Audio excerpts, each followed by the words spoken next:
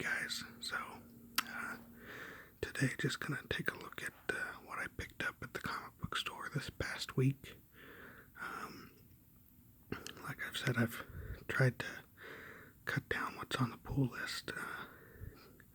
Last time I was in there was probably like 4 weeks ago, and I gave them a list of what I wanted to keep on the pull list. Obviously, they didn't get that, or the guy that I gave it to, he must have not known what to do with it. I put my name on it, but yeah.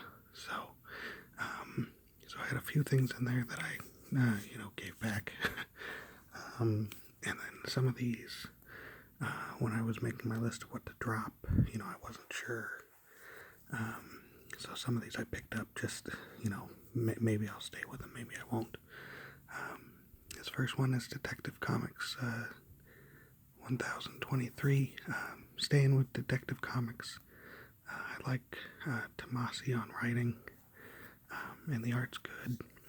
This is, the more straightforward Batman title right now. Tom King finished up his run on the Batman title, so now they have James Tynion, who, he's not bad, but I was there for Tom King, and I've read some Tynion.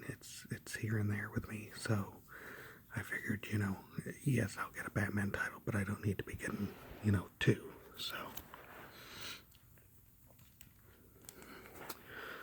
Oblivion Song number 25.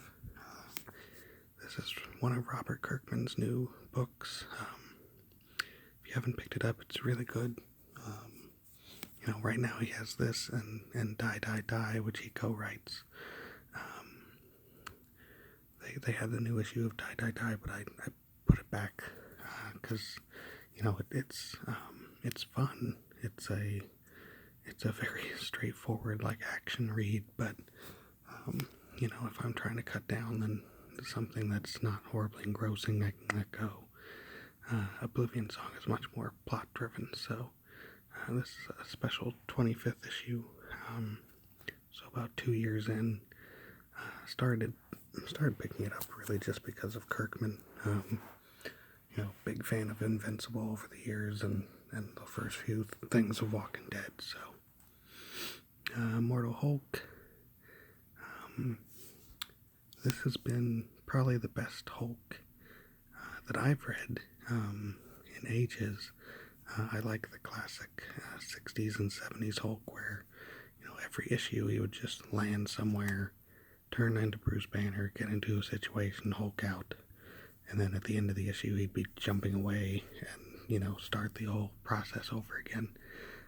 This Immortal Hulk comic, if you're not reading it, you're missing out. I'd totally suggest picking up the trades.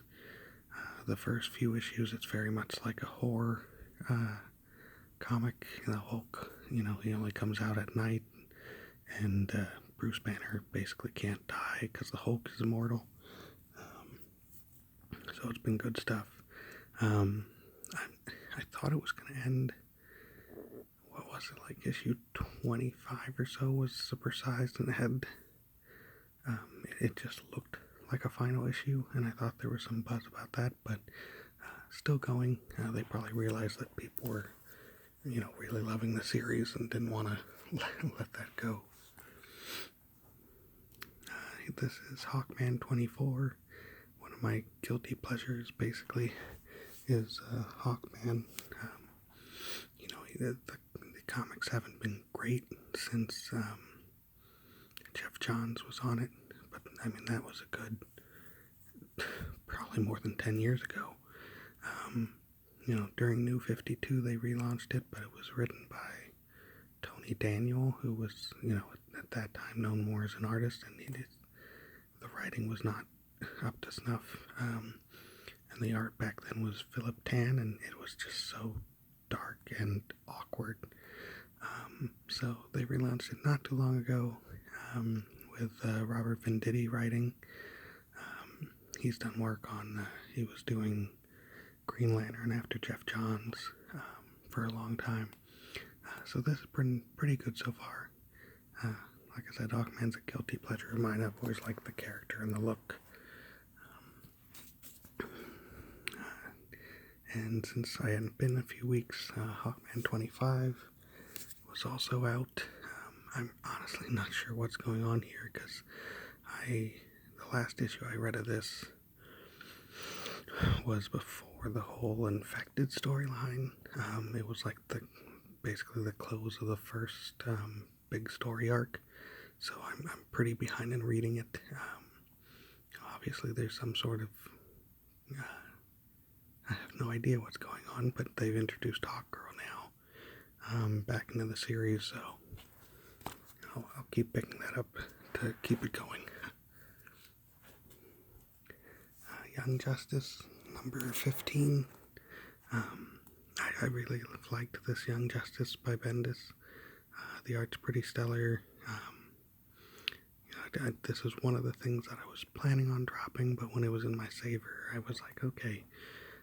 I love this image of Superboy where he's kind of like original Superboy with the leather jacket and the sunglasses. For whatever reason, that era of Superboy, I really just enjoy the look. I have a action figure of original, first appearance Superboy with the jacket and the S, and that's one of my favorite looks. I never thought the issues for Superboy back then were horribly great,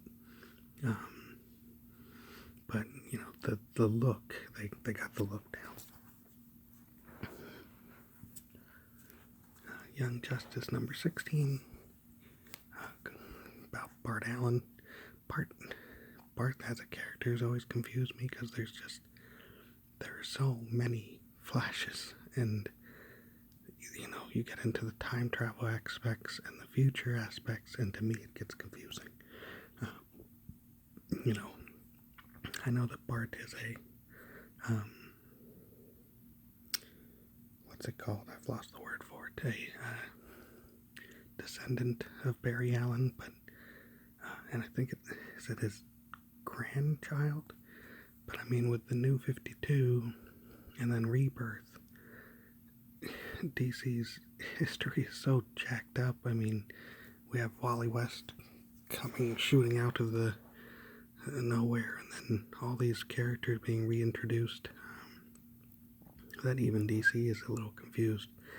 Like with Superboy here, they just had him in Action Comics. He's being introduced back into the Superman mythos, so they ran him over to Pa Kent's and Ma Kent's house, and they're like, oh, do you remember this kid? And then they're like, oh, now I remember, kind of like Flash Rebirth when Barry Allen remembered Wally West. It's, they're doing little vignettes like that with these characters, and it's like, look, New 52, you got a whole bunch of sales. Rebirth, you got a whole bunch of sales. Just put it back. For lack of a better word, put it back like it was. John Constantine, Hellblazer. I think I've said this before. I've always liked the character of Constantine. Mostly when he's a guest star. This new Hellblazer series, it's up to issue 7, and I've read through the first 5. The first 5 were pretty strong.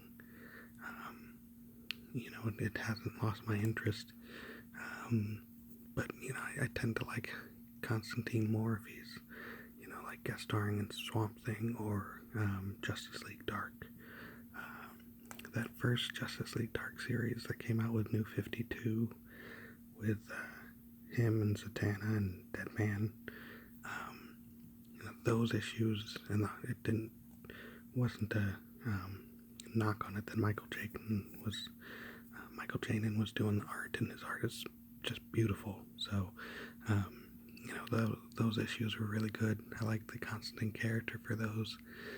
So, picking up Constantine just to see if it keeps my interest. I mean, you always hear people raving about Hellblazer, and I do have a few issues, not a huge amount, but whenever I've picked up back issues, it's not anything that really engrosses me or that I'm super stoked about. So, and that's even when I pick up like, Warren Ellis written issues or the big names who are supposed to be great all-time constant reminders. So that's all I have for this couple weeks, guys. Like I said, I'm trying to cut down. I found myself on eBay a few days ago ordering some classic era Superboy just because this cover had me hyped. But like I said, trying to cut down a little bit. Trying to upload 2 videos the next couple days because I have some time to film, and next one I'm gonna put up is I got books back from being graded, so we'll take a look at those next time, and you guys have a good one.